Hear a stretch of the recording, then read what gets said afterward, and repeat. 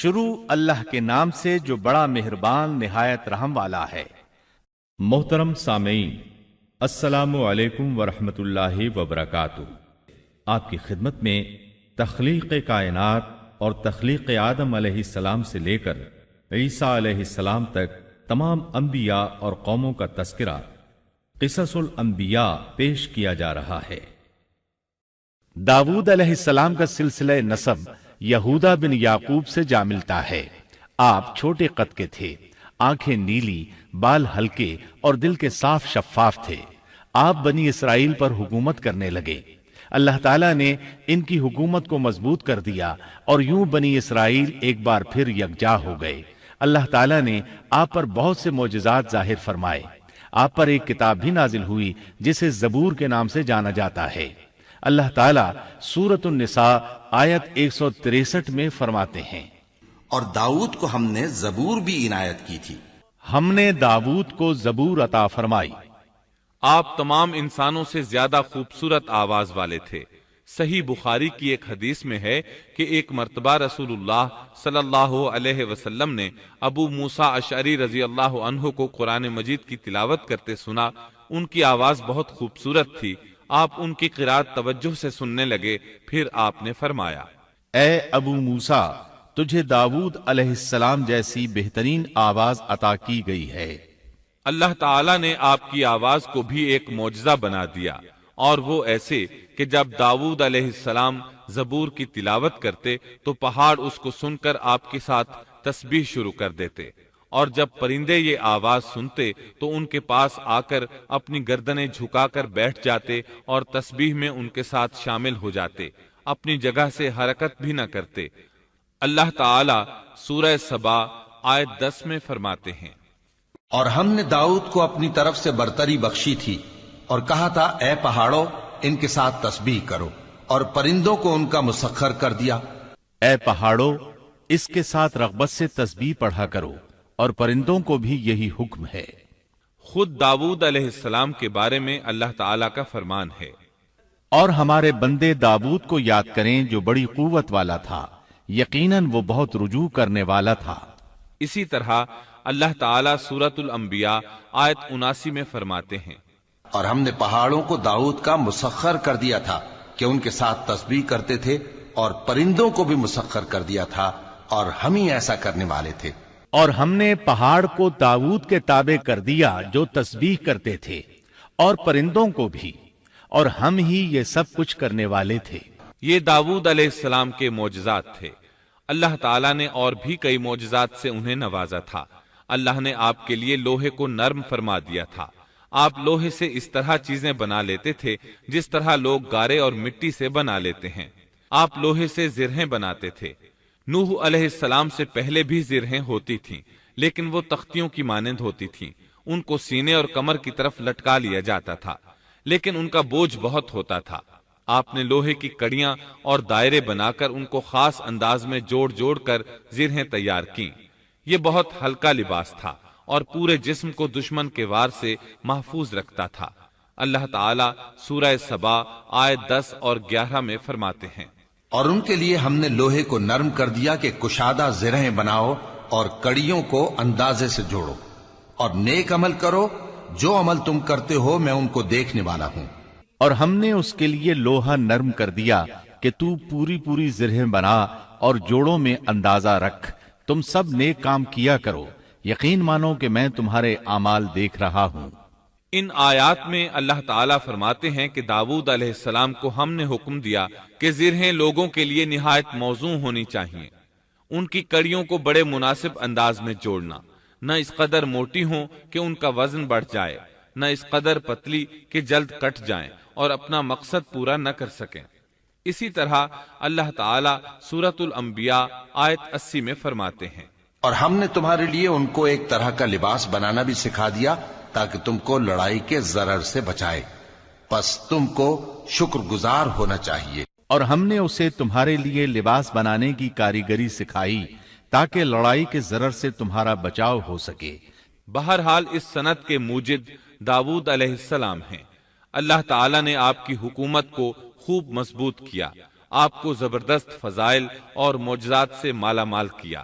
اللہ تعالیٰ سورۃ صاد آیت 20 میں فرماتے ہیں، اور ہم نے ان کی بادشاہی کو مستحکم کیا اور ان کو حکمت اور فیصلہ کن خطابت عطا فرمائی۔ اور ہم نے اس کی سلطنت کو مضبوط کر دیا تھا اور اسے حکمت دی تھی اور بات کا فیصلہ سمجھا دیا تھا۔ آپ لوگوں کے درمیان نہایت عادلانہ فیصلے فرماتے تھے۔ آپ نبی بھی تھے، بادشاہ بھی اور قاضی بھی۔ آپ کی حکومت کے متعلق کئی احکامات نازل ہوئے۔ ان میں سے قرآن مجید میں ایک حکم عجیب انداز سے آیا ہے۔ ہوا یوں کہ آپ نے عبادت اور عدالت کے لیے اوقات مقرر کر رکھے تھے۔ عبادت کے لیے ایک جگہ بنوا رکھی تھی۔ دن میں فیصلے کرتے، رات کو عبادت۔ جب عبادت کرتے تو کسی کو ان کے پاس آنے کی اجازت نہیں تھی۔ ایک روز ایسا ہوا کہ 2 آدمی بغیر اجازت اندر آ گئے۔ دروازہ بند تھا لیکن وہ دیوار پھاند کر اندر آ گئے۔ آپ ڈر گئے کہ کہیں حملہ آور نہ ہو۔ اللہ تعالیٰ سورۃ صاد آیت 21 اور 22 میں فرماتے ہیں، اور کیا تجھے جھگڑا کرنے والوں کی بھی خبر ملی جبکہ وہ دیوار پھاند کر محراب میں آ گئے؟ جب یہ داؤد کے پاس پہنچے تو وہ ان سے ڈر گئے۔ وہ کہنے لگے، خوف نہ کیجیے، ہم مقدمہ کے 2 فریق ہیں، ہم میں سے ایک نے دوسرے پر زیادتی کی ہے، لہٰذا آپ ہمارے درمیان حق کے ساتھ فیصلہ کر دیجئے اور ناانصافی نہ کیجیے اور ہمیں سیدھی راہ بتا دیجیے۔ داؤد علیہ السلام نے فرمایا، بتاؤ تمہارا کیا مسئلہ ہے؟ ان میں سے ایک نے کہا، یہ میرا بھائی ہے، اس کے پاس 99 دمبیاں ہیں اور میرے پاس ایک ہی دمبی ہے، لیکن یہ مجھ سے کہہ رہا ہے کہ اپنی یہ ایک بھی مجھے دے دے اور مجھ پر بات میں بڑی سختی برتتا ہے۔ اس آیت کی تفسیر میں ہے کہ ایک دمبی والے بھائی نے کہا، یہ میرا بھائی بہت چالاک ہے، برے طریقے سے بات کرتا ہے، کہتا ہے کہ میری دمبیاں چرنے جاتی ہیں تو اس اپنی ایک دمبی کو بھی ان کے ساتھ بھیج دیا کرو۔ جب میری دمبی اس کی دمبیوں کے ساتھ آنے جانے لگ گئی تو اب یہ کہتا ہے کہ یہ بھی میری ہے، اب میں خالی ہاتھ ہوں۔ اس طرح میں اس کے ظلم کا نشانہ بن چکا ہوں۔ داؤد علیہ السلام نے فوراً کہا، اس کا اپنی دمبیوں کے ساتھ تیری ایک دمبی ملا لینے کا سوال واقعی تیرے اوپر ایک ظلم ہے، اور اکثر حصے دار اور شریک ایسے ہی ہوتے ہیں کہ ایک دوسرے پر ظلم کرتے ہیں، سوائے ان لوگوں کے جو ایمان لائے اور جنہوں نے نیک عمل کیے، اور ایسے لوگ بہت ہی کم ہیں۔ داؤد علیہ السلام نے دوسرے بھائی کی بات سنے بغیر ہی اسے ظالم ٹھہرا دیا۔ آپ کا فیصلہ سنتے ہی دوسرا بول اٹھا، آپ نے میری بات تو سنی ہی نہیں اور فیصلہ دے دیا، پہلے آپ میری بات تو سنتے۔ داؤد علیہ السلام فوراً بھانپ گئے کہ ان سے غلطی ہوئی ہے اور سمجھ گئے کہ یہ اللہ تعالیٰ کی طرف سے آزمائش ہے۔ آپ نے فوراً توبہ کی، اللہ کی طرف رجوع کیا اور استغفار کرنے لگے۔ اور داؤد سمجھ گئے کہ ہم نے انہیں آزمایا ہے، پھر تو اپنے رب سے استغفار کرنے لگے اور عاجزی کرتے ہوئے سجدے میں گر پڑے اور پوری طرح رجوع کیا۔ پس ہم نے بھی ان کا وہ قصور معاف کر دیا، یقیناً وہ ہمارے نزدیک بڑے مرتبے والے اور بہت اچھے ٹھکانے والے ہیں۔ اس کے بعد اللہ تعالیٰ سورۃ صاد آیت 26 میں فرماتے ہیں، اے داؤد، ہم نے تمہیں زمین میں خلیفہ بنا دیا، تم لوگوں کے درمیان حق کے ساتھ فیصلہ کیا کرو اور اپنی نفسانی خواہش کی پیروی نہ کرو، ورنہ وہ تمہیں اللہ کی راہ سے بھٹکا دے گی۔ یقیناً جو لوگ اللہ کی راہ سے بھٹک جاتے ہیں ان کے لیے سخت عذاب ہے، اس لیے کہ انہوں نے حساب کے دن کو بھلا دیا ہے۔ اس طرح داؤد علیہ السلام اللہ تعالیٰ کے اس فرمان کے مطابق فیصلے کرنے لگے۔ اللہ کے ہاں ان کا احترام اور اکرام اور بڑھ گیا۔ آپ کثرت سے روزے رکھتے اور خوب عبادت کرتے۔ آپ اس وقت تمام انسانوں سے بڑھ کر اللہ کی عبادت کرنے والے تھے۔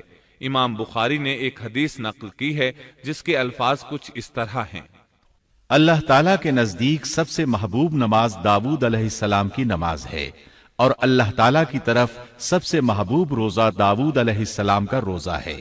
وہ رات کا آدھا حصہ نیند فرماتے، اس کے بعد تہائی رات قیام کرتے اور رات کے چھٹے حصے میں سو جاتے تھے۔ ایک دن روزہ رکھتے اور ایک دن روزہ چھوڑ دیتے تھے۔ لڑائی میں جب دشمن سے مقابلہ ہوتا تو بھاگتے نہیں تھے۔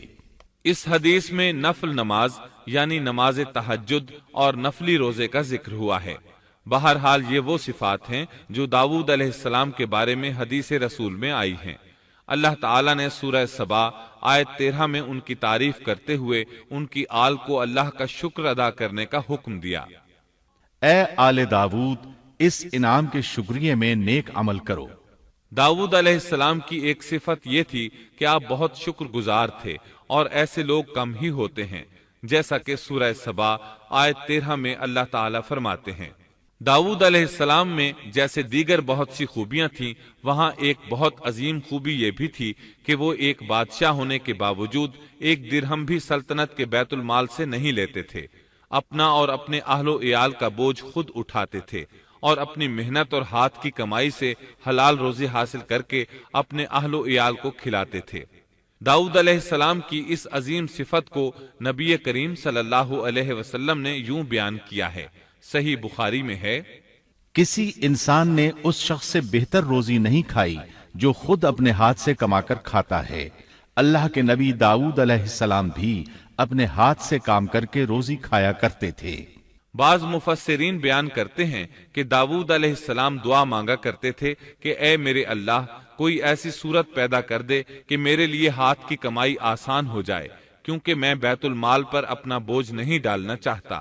تو اللہ تعالیٰ نے آپ کی اس خواہش کو اس فضیلت کے ساتھ قبول فرمایا کہ ان کے ہاتھ میں لوہے کو موم کی طرح نرم کر دیا، جس سے وہ زرہیں بناتے اور انہیں فروخت کر کے اپنے اہل و عیال کی کفالت کرتے۔ داود علیہ السلام نے کتنی عمر مبارک پائی، اس میں اختلاف ہے، چنانچہ اس کے متعلق مورخین کے اقوال کے علاوہ کوئی مستند بات نہیں ملتی۔ عبداللہ بن عباس رضی اللہ عنہما فرماتے ہیں کہ داود علیہ السلام کی وفات ہفتے کے دن اچانک ہوئی۔ وہ ہفتے کے دن مقررہ عبادت میں مشغول تھے اور پرندے قطارے باندھے ان پر سایہ فگن تھے کہ اچانک اس حالت میں ان کا انتقال ہو گیا۔ اس کے بعد آپ کے فرزند ارجمند نے امور سلطنت کو سنبھال لیا۔ یہ سلیمان علیہ السلام تھے۔ اللہ تعالیٰ نے آپ کو بہت سی خوبیاں اور معجزات عطا فرمائے۔